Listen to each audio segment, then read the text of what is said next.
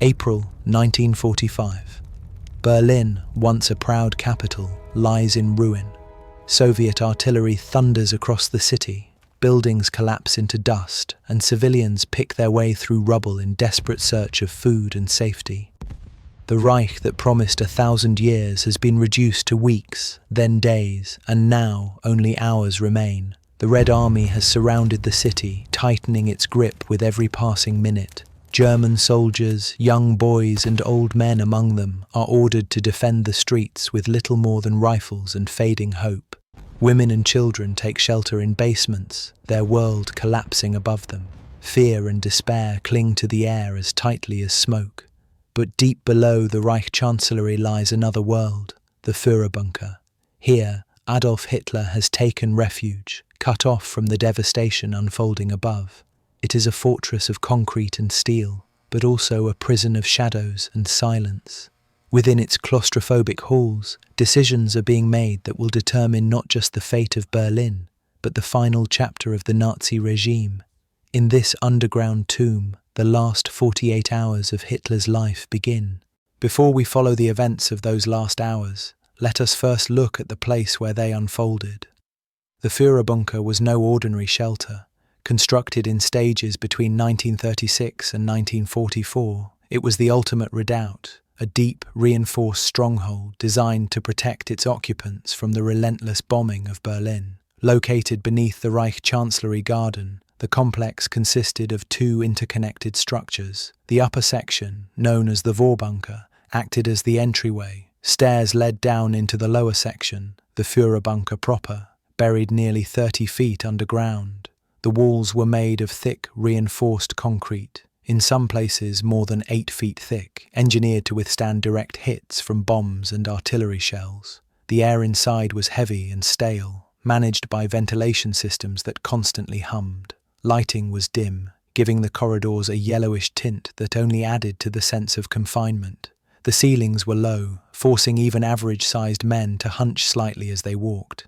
The design was practical, not comfortable. It was meant to preserve lives, not spirits.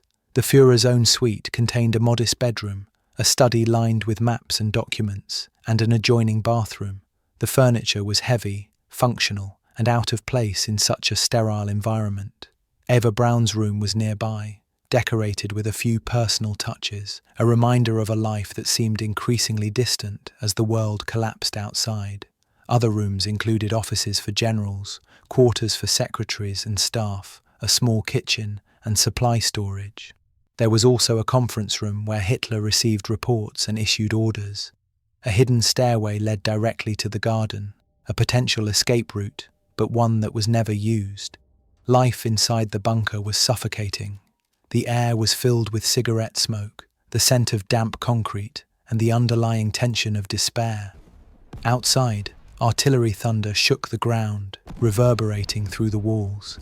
Inside, the sound of typewriters, hurried footsteps, and whispered conversations echoed down the narrow corridors. The structure itself shaped the psychology of its inhabitants. Its walls offered protection, yet they also reinforced the feeling of being trapped. For Hitler, it became both sanctuary and tomb. Every decision, every conversation, every ritual in those last 2 days took place in this claustrophobic maze of concrete.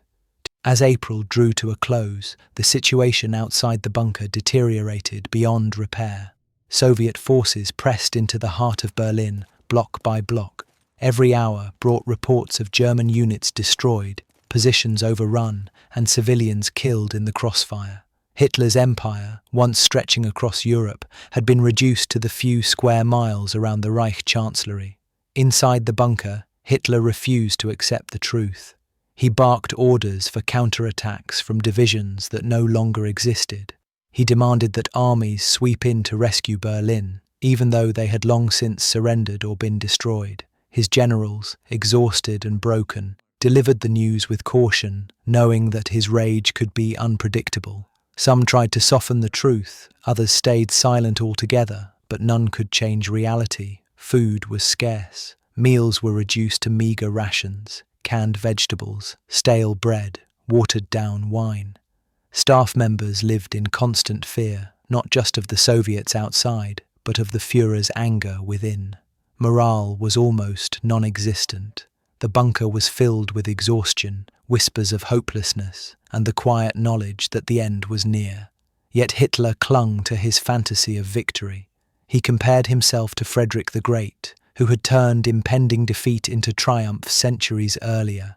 In his mind, perhaps fate would intervene again, but no miracle came. Each hour brought only more confirmation that the Reich was finished. Above ground, Berlin resembled a graveyard. Streets were lined with rubble, corpses lay unburied, and the smell of smoke and death hung in the air. Civilians hid in basements, praying for the nightmare to end, while Soviet artillery lit the night sky.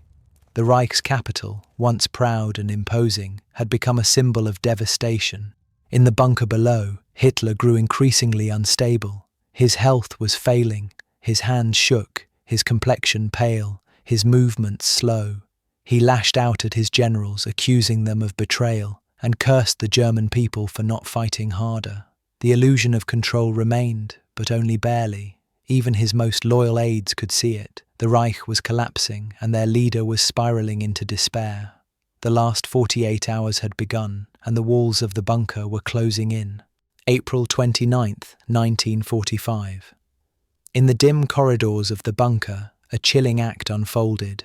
Hitler, preparing for his own death, demanded certainty that the cyanide capsules delivered to him were effective. To test them, he turned to Blondie, his beloved German shepherd, a constant companion through the war. The order was carried out. Blondie was poisoned, and the dog died instantly. The act shocked even those hardened by years of war.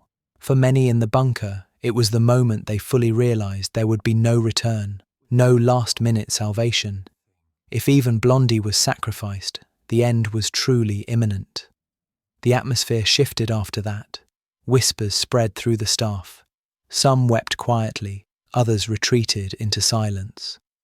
Blondie's death was more than a test. It was a symbol of the collapse of all normality.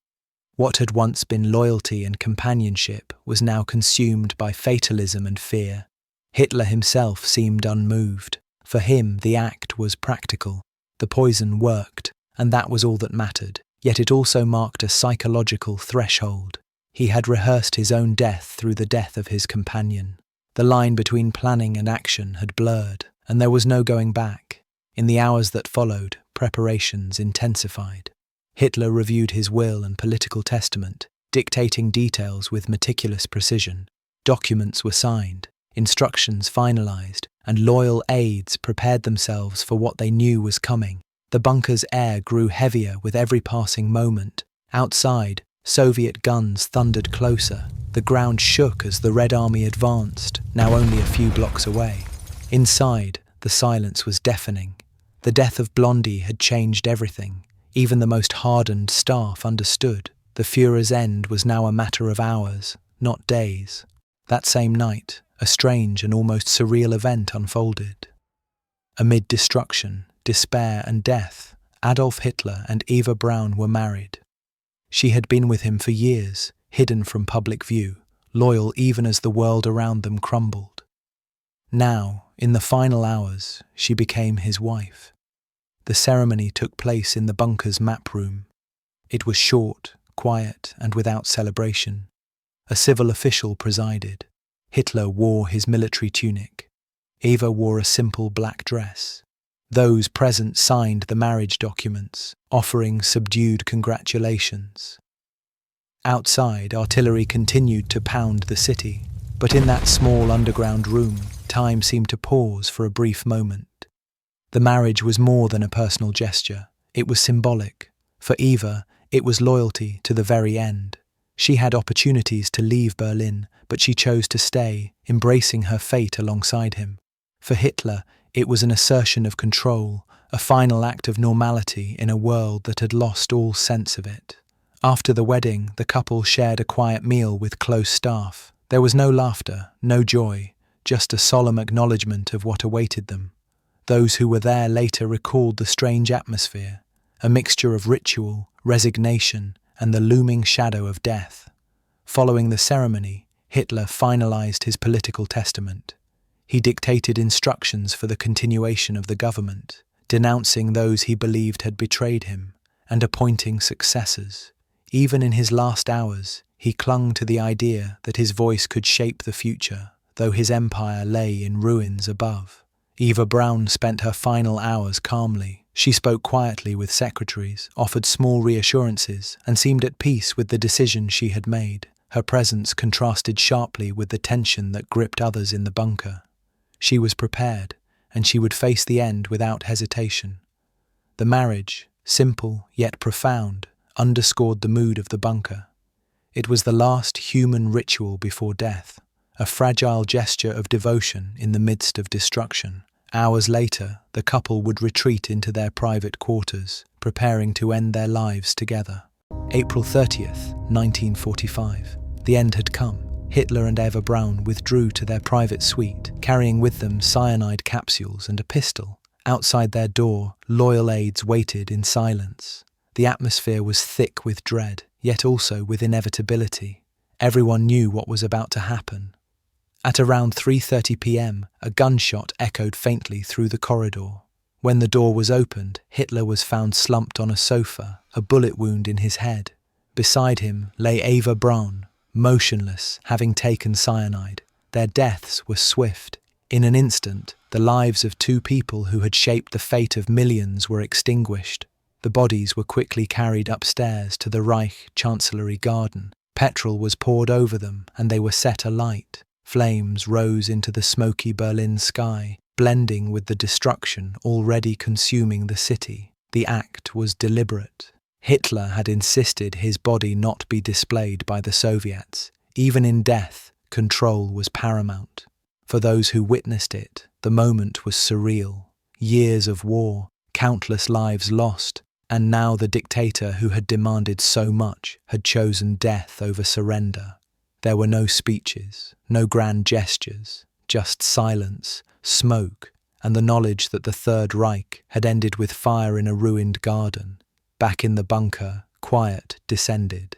Some staff wept, others sat in stunned silence. The sound of artillery outside continued, but inside, the long wait was over. Hitler was gone, and with him, the illusion of hope that had kept his followers tied to him. Now, they were left to face the Soviets alone. In the hours after Hitler's death, chaos reigned inside the bunker. Some staff tried to flee the city through the ruins above, hoping to escape the approaching Soviets. Others remained, paralyzed by fear. The atmosphere was heavy with confusion, grief, and resignation. The bodies of Hitler and Eva Braun continued to burn in the garden, though the destruction was incomplete. The Soviets, advancing through Berlin, would soon discover the remains. In the days that followed, fragments of their charred bodies were recovered and eventually identified through dental records, confirming once and for all that Hitler was dead.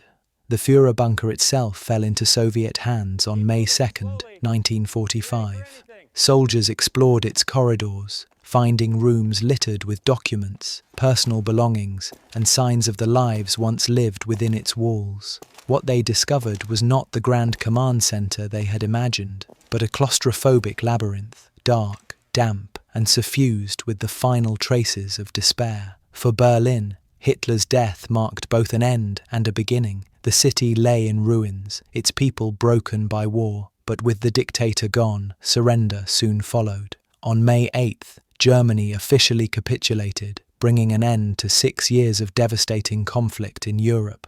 The legacy of those final 48 hours endures. The bunker became a symbol of collapse, a monument not to victory but to destruction, obsession, and the futility of power when confronted with reality. It was a place built to protect one man, but it became the stage where his world and his regime finally collapsed. The Führerbunker was designed as a fortress, but in the end, it was a prison. Within its thick concrete walls, Hitler's empire died not with battle or surrender, but with silence, poison, and a single gunshot. His final 48 hours tell us not just about the man, but about the dangers of unchecked power, obsession, and delusion. For those trapped inside, the bunker was suffocating. Its walls amplified fear and hopelessness, sealing them away from the city they could no longer save. For history, it remains a symbol of ruin, a reminder that no ideology, no matter how forcefully imposed, can withstand the truth of defeat. The last days of Hitler show us how power can shrink from commanding nations to cowering in darkness. They remind us that every empire, no matter how grand, can fall, and that the choices of leaders shape not only their own fate, but the fate of millions. The bunker's silence still speaks, a warning, a lesson, and a reminder of the cost of tyranny. The story of Hitler's final 48 hours is not simply a tale of death, it is a lesson in the fragility of power. In the bunker, far beneath the ruins of Berlin, we see the collapse of ideology, the weight of obsession, and the inevitability of defeat.